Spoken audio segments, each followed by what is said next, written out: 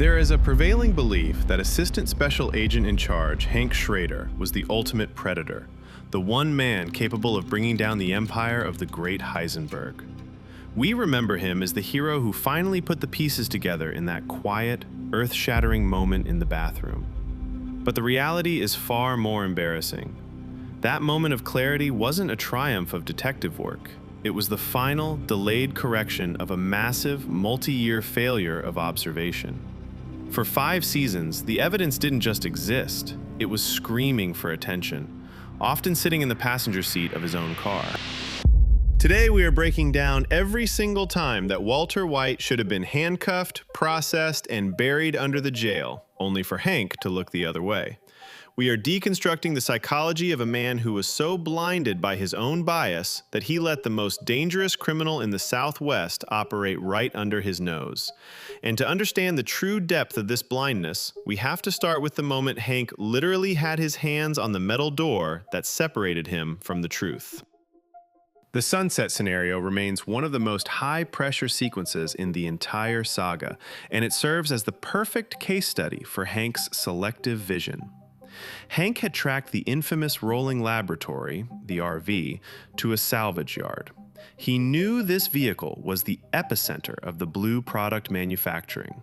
He knew the person inside was likely the master chef he had been hunting for months.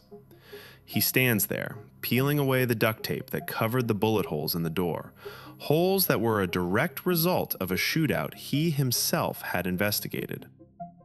The physical evidence was inches from his face. Inside that sweltering metal box, Walt and Jesse are trapped, cornered like rats. There is no chemical solution here, no explosion to create, no science trick to get them out. This should have been the end of the road. Hank is pounding on the door, demanding entry, citing his federal authority. The psychological pressure is immense. Walt is forced to physically restrain Jesse, whispering desperate plans. But the walls are closing in. Then, the owner of the yard, Old Joe, intervenes, stalling Hank with legal technicalities about warrants and private domiciles. This delay gives Walt the narrowest window to execute one of the most morally bankrupt maneuvers of his career. He utilizes his connection to Saul Goodman to place a call to Hank's personal cell phone.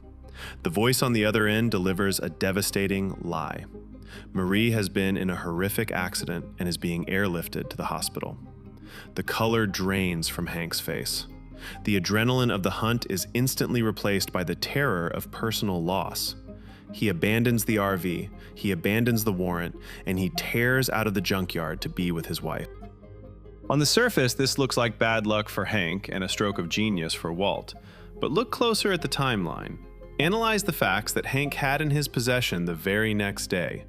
Just hours before locating the RV, Hank had called Walt to ask if Jesse had a recreational vehicle. Immediately after that phone call, Jesse Pinkman bolts from his house and leads Hank directly to the salvage yard. Then, while Hank is standing in front of that specific vehicle, he receives a call that utilizes his wife's name to lure him away, a call that turned out to be a complete fabrication. The logical line connects these dots effortlessly. Hank calls Walt, the suspect flees, the suspect is cornered, a diversion is created that requires intimate knowledge of Hank's family. The only person in that equation who knew about the investigation, knew Jesse Pinkman, and knew Marie's phone number was Walter White. Yet, when the dust settled, Hank focused his rage entirely on Jesse, beating him within an inch of his life. He blamed the student, completely ignoring the teacher, who was the only variable capable of orchestrating such a specific, personal distraction. It was a failure of deduction so massive it borders on negligence. But this pattern of ignoring the obvious didn't start in the junkyard. It began at the very inception of the Heisenberg case. Let's rewind to the desert, to the very first piece of physical evidence the DEA recovered, the gas mask. It was a specialized piece of equipment, not something you pick up at a hardware store. Hank, being a competent agent, traced the serial number immediately. It led him straight to the chemistry department of J.P. Wynne High School. This was the first crossroads. The equipment used to cook the purest product the DEA had ever seen belonged to the lab of a chemistry genius who was currently suffering from a terminal illness and financial ruin. The motive was financial desperation. The means were the school inventory, and the opportunity was absolute. But Hank's mind couldn't make that leap. Instead, the investigation pivoted to Hugo Archuleta, the school janitor. Why? Because Hugo fit the profile. He was a man with a minor prior record for possession. In Hank's worldview, criminals look like criminals. They don't look like mild-mannered fathers who wear beige cardigans and drive Pontiac Aztecs. Hank arrests Hugo, destroying the man's life over a small amount of marijuana, congratulating himself on a job well done. Meanwhile, the actual key to the equipment room was in the pocket of the man sitting at his dinner table. This early stage established the normalcy bias that would protect Walt for years. Hank simply could not process the idea that a threat could originate from his own safe suburban world. He was looking for monsters in the shadows, never suspecting the monster was the one holding the flashlight. If the gas mask was a tragedy of bias, the incident with Gail Bedeker's laboratory notes was a farce of ego. By the fourth season, the investigation had technically been solved. Hank, recovering from a near-fatal shooting, finds himself bored and bedridden, seeking entertainment in the evidence files of the late Gail Bedeker. He shares the spoils of his victory with Walt, handing him the very notebook that documents the industrial-scale production of the blue methamphetamine. On the opening page, a dedication stares them both in the face. To WW, my star, my perfect silence. Hank, in a moment of playful intuition that borders on clairvoyance, runs through the list of famous initials. Woodrow Wilson, Willy Wonka, and then he says the name. Walter White. In this frozen second, the universe offers Hank the answer on a silver platter. The suspect is in the room. The evidence is in his hand. The motive is clear. Walt, banking on the absolute absurdity of the accusation, raises his hands in mock surrender. He confesses. He looks the agent in the eye and essentially tells him that he is the man he has been hunting. But because it is delivered as a joke, between family, it slides right off Hank's Teflon perception. He laughs it off, unable to see the predator sitting across from him. But the true failure here isn't the joke. It is what happens at the dinner table shortly after. Hank is ready to close the book on Gail, satisfied that the genius is dead. He calls Gail a master chef. He praises the purity of the product. And this is where Walt's own hubris becomes the enemy.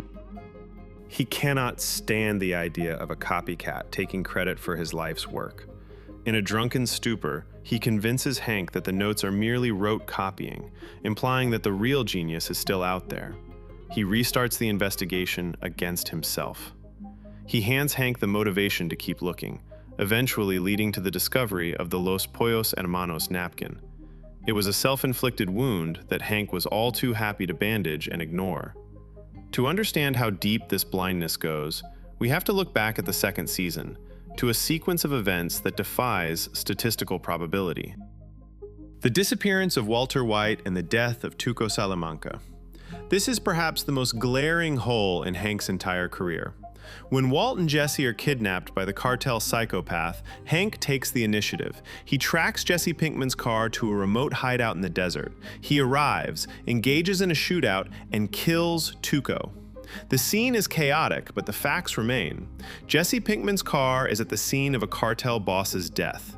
Walter White has been missing for days. And just as the dust settles, Walt reappears in a supermarket, naked, claiming to have no memory of where he has been. He concocts a fugue state to explain his absence. Any objective investigator would look at the timeline. A high school chemistry teacher vanishes. His former student's car is found at a drug lord's hideout. The drug lord is killed. The teacher reappears. The overlap is precise. The connection is undeniable. Yet, Hank attributes the entire event to the trauma of Walt's cancer diagnosis. He finds a second cell phone, a classic tool of the drug trade, and dismisses it. He buys the lie because the alternative is simply too terrifying to entertain. It gets worse, much worse. If the fugue state was a masterclass in manipulation, the stakeout in the parking lot was an act of physical obstruction that should have ended with Walt in handcuffs immediately. By the second season, the DEA had a description of Heisenberg: an older, bald, average height white male. This description didn't just resemble the suspect, it was a perfect match. Hank sets up a high-stakes surveillance operation to catch this mystery figure during a handoff. He has eyes on the target. He is seconds away from the arrest that would define his career.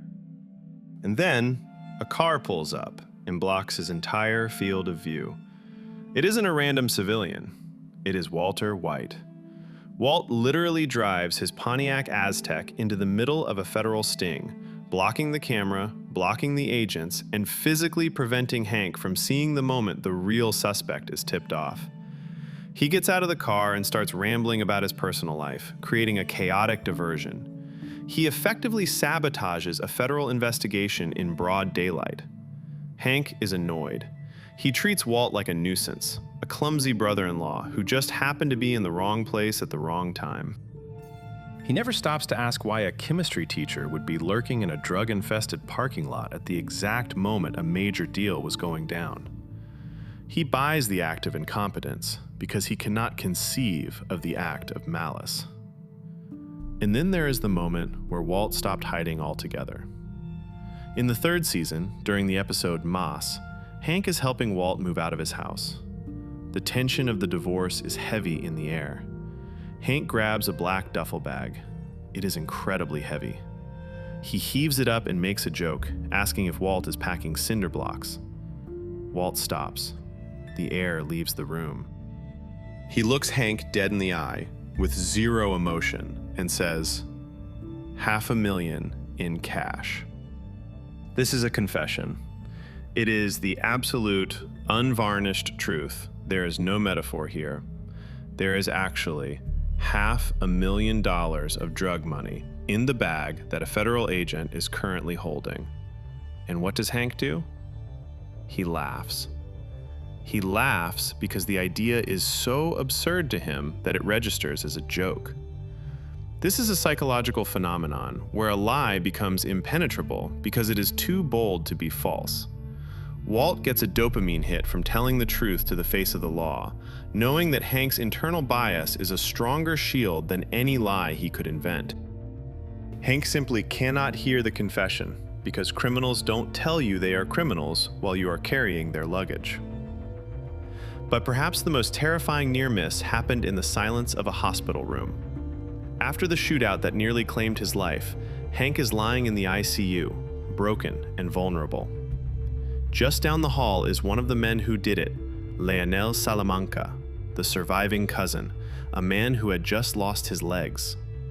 Walt, in a move of pure arrogance, walks into the room with Agent Gomez. The moment the assassin sees Walt, the man whose face was drawn for him by the cartel, the true Heisenberg, he goes into a state of primal fury. He rips the IVs out of his arms. He throws himself off the bed. He drags his bleeding, severed stumps across the floor, leaving a trail of blood as he crawls toward Walt with murder in his eyes.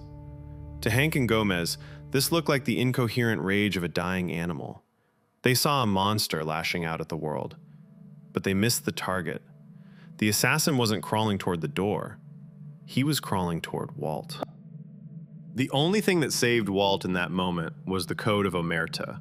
The cartel does not talk to the DEA. Leonel died without screaming the name that would have ended everything, and Hank once again mistook specific hatred for random violence. He saw the blood, but he missed the direction it was flowing. By the time the investigation tightened its noose around the industrial laundry facility, Walt's desperation had mutated into something reckless and physically dangerous. Hank was closing in on the superlab. He had the location. He had the suspicion.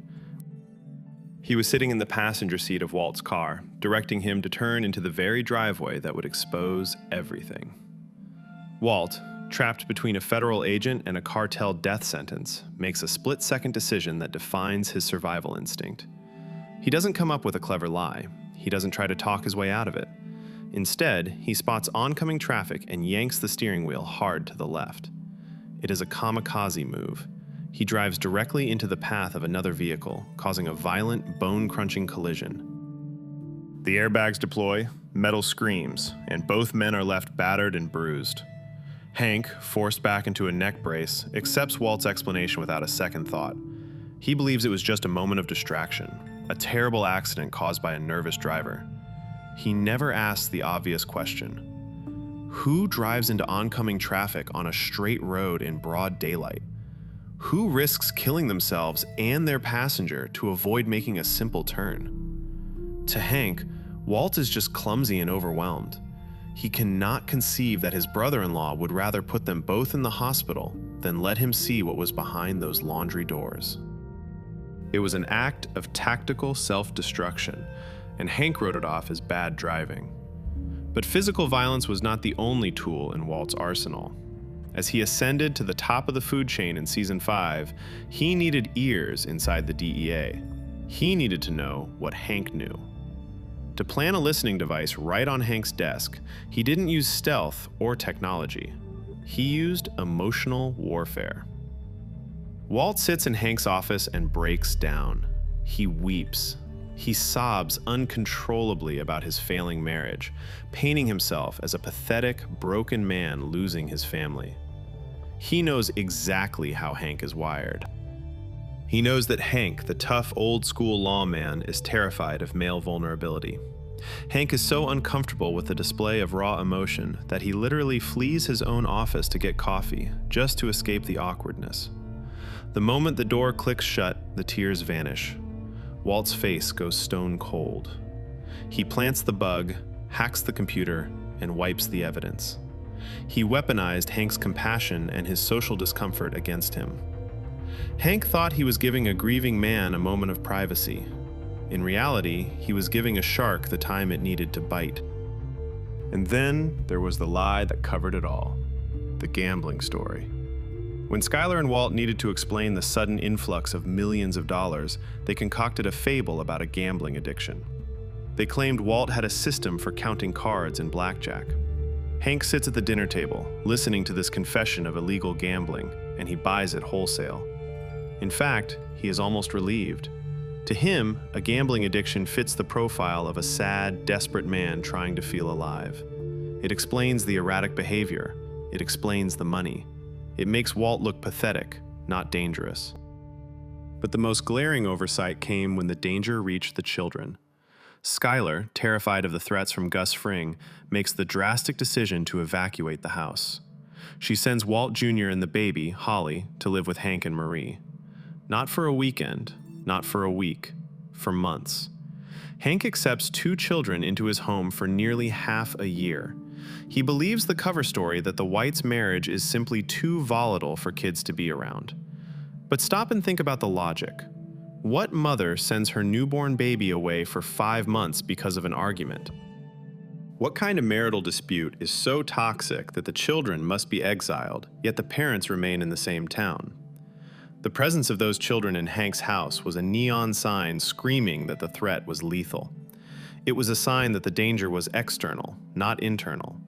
But Hank was so committed to the narrative of the struggling, bumbling Walt that he turned his home into a refugee camp for the innocent victims of a drug war, all while tucking them in at night and telling them everything was going to be okay. He was protecting the family from the very man he was hunting, and he thanked him for the privilege. So how does this happen? How does a highly decorated assistant special agent in charge, a man who can track a cartel footprint across a scorched desert, miss the monster sleeping in his own guest room? It is easy to look at the evidence and call Hank Schrader incompetent, but that is a lazy diagnosis. Hank wasn't bad at his job. He was a victim of his own psychology. He was blinded by 3 specific cognitive failures that Walter White exploited with surgical precision. The first is what psychologists call anchoring bias. This is the human tendency to rely too heavily on the very first piece of information we learn about a subject. Hank formed his opinion of Walter White 20 years ago. In Hank's mind, Walt was a gentle, overqualified high school teacher. He was the man who washed his car on weekends. He was the man who fainted at the sight of a needle. That initial impression was the anchor. No matter how much contradictory data flooded in, the missing inventory, the fugue state, the sudden wealth, Hank's brain automatically filtered it through that original lens. To Hank, Walt wasn't capable of being a kingpin because he wasn't even capable of holding a handgun properly. The second failure was normalcy bias. This is the brain's defense mechanism against trauma. It is the refusal to believe that a worst-case scenario is actually happening. For Hank, accepting that his brother-in-law was Heisenberg didn't just mean solving a case. It meant the destruction of his marriage to Marie. It meant the end of his career at the DEA. It meant that his entire life was a lie. The human mind will go to extraordinary lengths to avoid that kind of devastating reality. Hank's subconscious protected him from the truth because the truth was too expensive to afford. And finally, there was the paradox of ego. Hank defined himself as the predator, the alpha male, the sheepdog protecting the flock. Walt was the sheep. For Hank to suspect Walt, he would have to admit that the sheep had outsmarted the wolf. He would have to admit that the man he pitied, the man he joked about, was actually intellectually superior to him. Hank's pride simply would not allow him to look at Walter White and see a rival. He could only see a victim. This is the tragedy of Hank Schrader. His blindness wasn't a plot hole, it was a mirror of human nature. We all have blind spots for the people we love. We all refuse to see the worst in those who sit at our dinner tables. Walter White didn't survive for 5 seasons because he was a criminal mastermind. He survived because he parasitized the love and trust of a good man. He used Hank's own morality as a camouflage. In the end, the great Heisenberg empire didn't fall because of a brilliant sting operation. It didn't crumble because Hank finally outmaneuvered his opponent. It fell because of a book of poetry left carelessly on the back of a toilet. It fell because of luck. After years of chasing shadows, the truth was literally waiting for Hank in the one place where he finally let his guard down. If you look at your own life, you have to ask yourself, what are the uncomfortable truths you are ignoring because they don't fit your narrative? What are the anchors holding your perception in place? Because as Hank Schrader learned, the things we refuse to see are usually the things that eventually destroy us. If you want to understand more about the hidden psychology of your favorite characters, or if you want to see our breakdown of exactly how Walter White actually lost the moment he won, make sure you are subscribed. We are diving deep into the villains who fooled everyone, and you don't want to miss what we uncover next. Thanks for watching.